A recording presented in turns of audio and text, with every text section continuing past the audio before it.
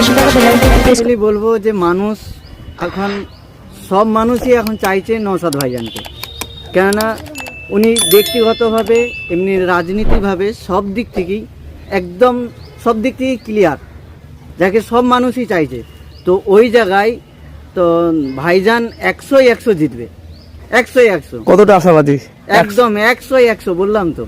আচ্ছা, কি কারণে তুমি বললে যদি ভাইজান আসবে? কারণটা কি? ওইখানে হিন্দু, মুসলিম, জৈন সবাই ভাইজানকে পছন্দ করে।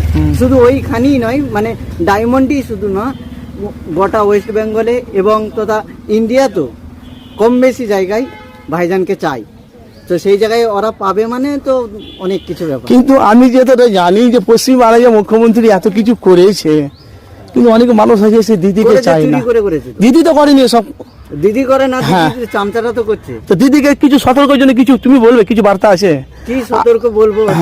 তার চামচা, তার মানে করণীয় যারা কাজ করছে তারা যদি সতর্ক হয়, যদি একটু ফলাফল হয়তো হবে, তাহলে ভাইজান ওইখানে দাঁড়ালে তো 100-100 যে যেই দাঁড়াক না কেন, যদি আমাদের মমতা ব্যানার্জিও দাঁড়ায়, আমাদের প্রধান কি বলে মুখ্যমন্ত্রীও যদি দাঁড়ায়, তো নওশাদ ভাইজানের কাছে হাঁটতে হবে 100-100। কিন্তু মুখ্যমন্ত্রী তো 12-13 বছর পশ্চিমবাংলা চালাচ্ছে।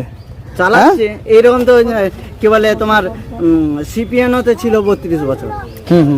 তো তারা চলে গেল কেন? ও, তার মানে তুমি বলছো একটা রাজনীতি একজনের সিটে সবসময় বুঝতে পারে না, তাই তো? না, একদম অবশ্যই। পুরো ক্লিয়ার করে বলো না, অসুবিধা নেই তো? ওটা ক্লিয়ার করেই বলছি তো, ভাইজানই বসবে। হ্যাঁ, কিন্তু টিএমসি লোক বলছে দিদি থাকবে, দিদিকে সরানো, চেয়ার থেকে সরানো খুব মুশকিল আছে। দিদি ও বলছে চিটিং করছে, চুরি করছে, তাই এখন বলছে। এবারে যারা খেয়ে বসে আছে দিদি, তারা বলবে। আমি খাই না, আমি কারো খাই না, আমি ভাইজানেরও খাই না।